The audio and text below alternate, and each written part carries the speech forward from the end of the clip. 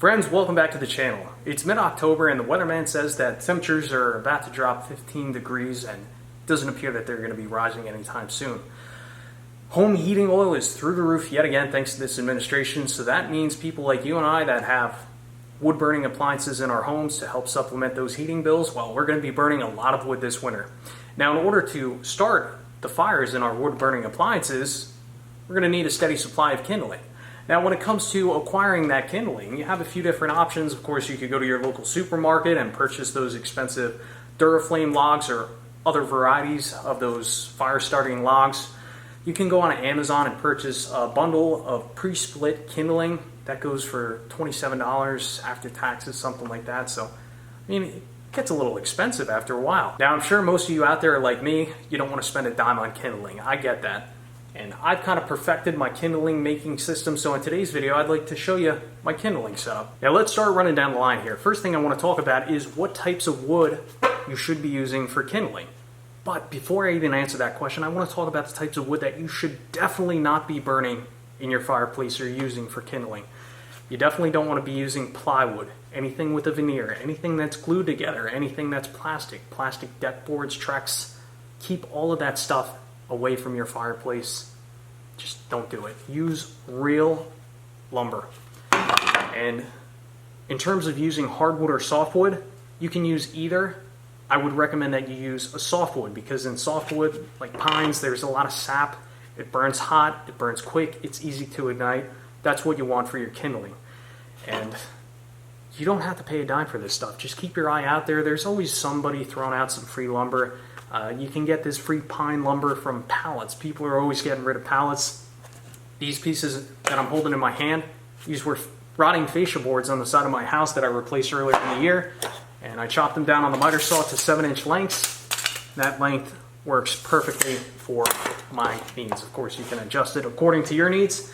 So with that out of the way, I want to talk about storage. How do I store my kindling? Well, answer's right in front of you. So if you go to a nursing center, a garden center, where do they keep all their shrubs? Well, they keep them in these little plastic pots. And I find that they're always getting rid of these. They're just throwing them out. I'm not sure if they're recyclable. I don't see that recycling logo on the bottom of this, so I think oftentimes these are just tossed. So if you go down to your local garden center and ask for a few of these, I'm sure they would be happy to give them away. But I just take one tote into the house at a time. This will last me a few weeks, and then once that's empty, I'll just swap it out with a full one and continue on the process. So this is a really clean and effective way to move the kindling in and out of the house. And I think it looks pretty cosmetically pleasing as well. So now I want to show you my benchtop splitting setup, and this by far, in my opinion, is the safest way to split kindling. Now let's talk about the traditional way of splitting kindling. So traditionally you'd have a small axe or hatchet, you'd have a piece of wood, and you have your hand holding that piece, you just chop it down, do something like that. Right? It's dangerous. In fact, I actually cut my thumb open a few years ago. You can see that white line right there. I got 3 or 4 stitches from that exact process. Of course, I was being a little foolish. I didn't have gloves on, but that axe came down.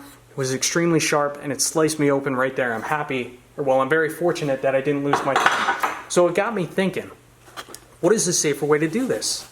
Well, here's my solution. As opposed to moving the axe, I now have the axe fixed in a benchtop vise.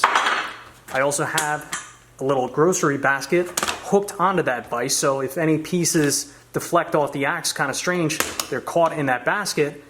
And in order to drive the pieces of wood down on the axe, this is what I use. I use an auto body hammer, a sheet metal hammer, whatever the proper name is, not 100% sure.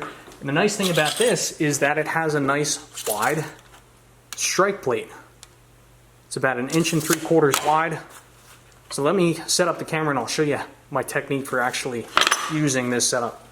So I start with my 7-inch piece, and what I like to do, I like to split this down into smaller pieces that are maybe 2 or 3 inches in width. So I'll position it over the axe head, use my auto body hammer, give it a good whack. And then if a piece kind of splits but it's not all the way through, just tilt it. It comes apart the rest of the way. So now I have pieces that are maybe 2 to 3 inches in width. And I'll take these back over to the axe head fixed in the vise. And then I will pinch this piece of wood with my thumb and pointer finger. Start on one side, and watch what I do here. Hammer it down. But I don't want the piece to split off and go to the side if possible. I want it to split like you see right there. So I'll move it over maybe a 1/4 inch. So that's what I'm looking to do. I'm looking to split it up into maybe 1/4 inch pieces. From there, what I'll do is I'll line it up on the back side of the axe, use my hammer to line these pieces up, and then I'll position it back on the head of the axe, and I'll hammer these back down a second time.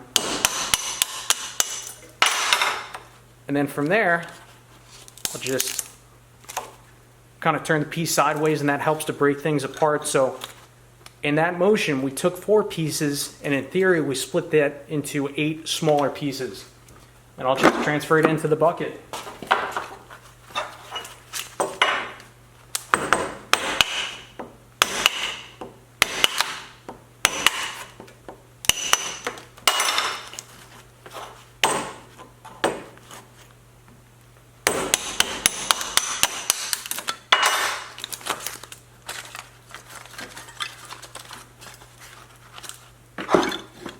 Bit of safety advice here as well. Make sure you throw on some safety glasses. This can make a little noise, so a set of hearing protectors or noise canceling headphones is a terrific idea.